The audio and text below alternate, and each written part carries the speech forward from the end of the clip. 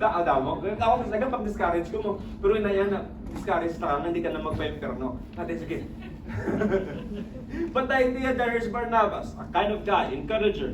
And then there's another guy, his name is Simeon, called the Niger. Pastor, itong nasay. Yes. Ito. Some scholars believe that this Simeon is the same Simeon who helped Jesus carry the cross. Tumduman nyo na itong ba? Itong ba si Jesus? Yes. May nagbitbit sa cross siya. Simeon. This could be the guy. This could be the same guy. Because Antioch is near Egypt and near Africa. That is why Simeon was there. And then Lucius of Cyrene. Manay. This guy is so rich. Why? Because he was brought up to the Herod of Tetrarch. In other words, he had studied into the place in order for him to become a Herod. Tumduman nyo si Herod last chapter. Nung natatay bala, hindi to saya siya ni ha. Taga Herod, may pulo ka asawa. So yung sinabala, kung pila ka bilog bata ang Herod, ang bata sa Herod, kadamo gid. Para malapta ang mga kalainan. Gapadamo sila para maglapta ang kalain.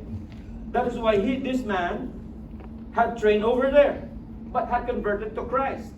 In other words, he had discovered something more realistic than what Herod could offer, or the Herods could offer. So now, who were these people? And then there was brought to the Herod Tetrarch, and then there's Saul. It's not yet Paul. There's a Saul. Sino si Saul ni? Saul of Tarsus. This is the Apostle Paul. Now, there were two Jews, Barnabas and Saul. There were three Gentiles, one of them black, Itom, probably. One of them is very common, which is Simeon, and now very wealthy. This is now Lucius of Cyrene. Very common, one of them very wealthy. The beautiful picture of leadership in the church, the arrangement of God is signed at the very start. It's so beautiful. The church, this is why the church is so beautiful. Different colors, different personalities, different attainments, different structures, but still one in Christ. Sa simbahan, Pastor, hindi ka naman gano'n mong granon. Hindi tayo lang mong granon, balik kita to sa dalong eh. You have to pray for people to understand. Pastor, kailangan talang gurutan ng mga pigado lang dyan sa simbahan. What kind of prayer is? The church tell you that there is all kinds of people. There are rich, there are poor, there are common, but what makes them close? That is the ministry of Christ. Nag-upot sila nga kay may ministry si Lord. Wala, pili, matigid ha. Tanan nga tao nga nagkanto sa simbahan, manggaranon. Amen. Nadyo tayo na nag-imin. Sabi ko, Robra Pastorya. Sino Diyos nyo, how? Sino? Jesus! Who is Jesus? The King of Kings and the Lord of Lords. When we come in church, all of us become equal in the eyes of God. Why hindi ang pinilihan si Lord sa atin? Hindi. Pastor, doon ikaw lang yung gifted. Makibot ka! Gifted ka man! Utod ko sa ganang ibang sa atin kasuya. Nakakagad siya magkanta. Siyempre, alam masagad ka man magkanta. How? Pariyo ka mo. Tita, nagkanta na ka mo sa tunga. In other words, all of us are gifted in different areas of what? Life, and in management and ministry. Kung palariyo tatanan abilidad, balagdagad ang simbahan. Imagine nabla kung kita tanan kasaot. Tanan saot, kita mo, biskat pa sa utol ta nila. Meron yung tao nga di magsaot niya. Hawak mo ang beat. Hawak mo ang gamit. Wala ka na yan, di makiyo na yan. Yaman, wala ka na siya. Regalo ta, pero meron mo na yan. Wala pa ganit kasaot na. At that's why hambal sa Bible, kung sino sa God mag-administrate, give it to the good for administrator. For those of you who know to encourage, give it to those encourager. For those of you who know how to give, give. For those of you who know this gift, then you function by gift. And if we all function by gift, there's unlimited options to ministry. Kadamo. That's why yung ministry, hindi na limited sa santi. Welcome lang ko to tao, bro. Kaya ko lang ko to. Hindi. Ministry is unlimited. Because all of us are gifted. Imagine na bila kung tanan niya gifted niya tao, maservisyo kayo, Lord, the world will change. Amen.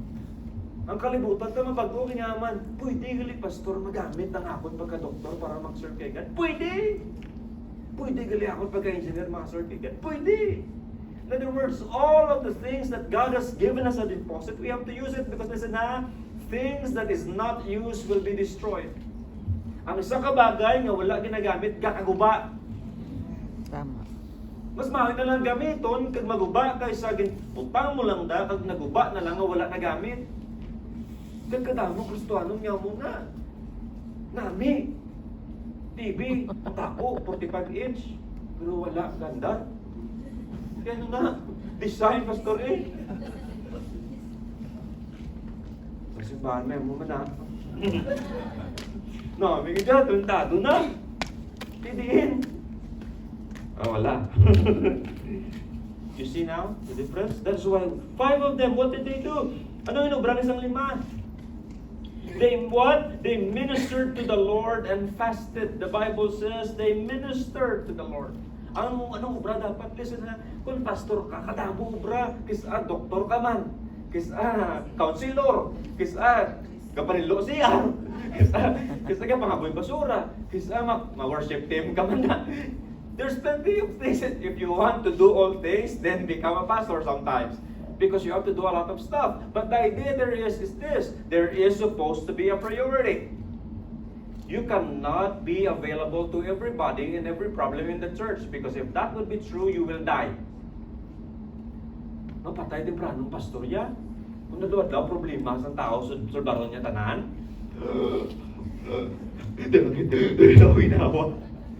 So may ara sila priority.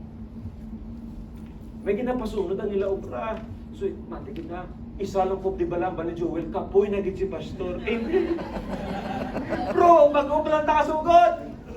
Hindi pa tapo hindi ka kapoy, pero kapadayon kapoy nga man, hindi tapo hindi ka untad. Kita ka nanay, mambanong, takto pa ka nanay!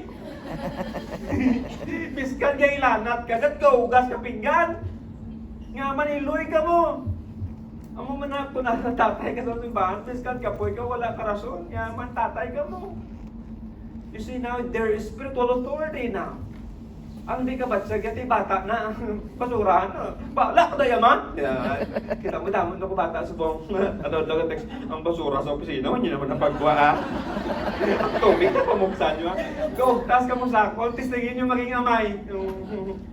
Kaya balaan nyo naman niya, kamo naman magtas. At then sige, but the idea there is what? They ministered only what? To the word, to the Lord. They ministered to the Lord. What does this mean? They ministered to the Lord. The idea there is this. They ministered their service to God first. If they are focused on one thing, they are focused on serving Jesus. They are not focused even in serving men. Listen ha, tanan ta gusto mag-serve sa ministry, kung gusto niyo hindi ka mo gusto masakitan, hindi ka mo mag-serve. Naman, pagsugod niyo ministry, dirang nadadayon damo mga sakit sa heart. Mga sunggod, mga lain na buot, mga lalisay, mga leave the group, turn off notification. Dira na ni mo magyan, nga man. Because you will see now the difference of people. But listen ha, the word ministry to the Lord means your service is for Christ alone. Because, listen ha, our work is not compared to what others has been doing, but it's compared to what Jesus had did for us. Kung comparison lang sa obra sang tao, ang obrahon mo o reklamo sang tao, hindi ka gidya mag-serve ya. Kay damo tao, reklamador gidya. Pakta din ang reklamador sa simbahan man. Di man nung obrahon tani karon kung puro reklamong tao, hindi na lang ta mag-obra kay ngaman, wala ka pa kasugod may reklamo na. Tinubrahon ta subong. Sino ka-serve? Kay? Sino gani? Lord. Sigurado ha? Testing yung bit cross mo, imagine na lang. Kung ka bit ka cross, hindi ka namang labot sa cross ng iba. Ngayon may ginabit-bit ka mo. Ang problema sa tao subong, why siya bit-bit? Tapos may magat siya. Wala na to, ayaw na niya pangapit. Dapat itatlong niya na niya. Ikaw may bit-bit, girl. Kaya tumayo man magkomentar. Kung dasun lang, mga prati pa komentar. Ikaw may padlagan. Para mabalaan mo kung duwa pa lang kami no, tuwa po ka na. In other words, we have to be there. Ano na Christian ministry ni Pastor Ginambal? This is it. All our service that we do in ministry and all the service you do is seen as sacrifice offered to God. When you serve, you don't sacrifice for the church. You sacrifice for whom? God. This is different. Because kung sa simbahan lang yan, pwede tayo kayo sipay. Tamo, bravo yan kayo sa simo. Ay, ako yung dapat siya, ipalapakan ni kuya. Ako dapat yung leader-leader gid. Utod ko na mo na aton paminsaron. Mamasakit kita sa utok. Naman tamo, tao nga mo na. Das why ang ko sila, kaksan yung itsura ko na sa Facebook. Nga, ang ganda kagtusong tao, hindi yung itsura ko na. Damo na init sa akon. Nakakas na. Eh, ba't yun? Yung itsura ng pastor na ano? Ano? Ay, ba't ang itsura sa pastor na kung dako, chan tapos sa spiritual health. Spiritual health! Hindi ka galing ka disiplina, pastor, mas spiritual health ka pa na nalalaman. It's being weird. That's why ako yung pamuhiw sa lang kaya. Now listen, all the sacrifice you have made is a sacrifice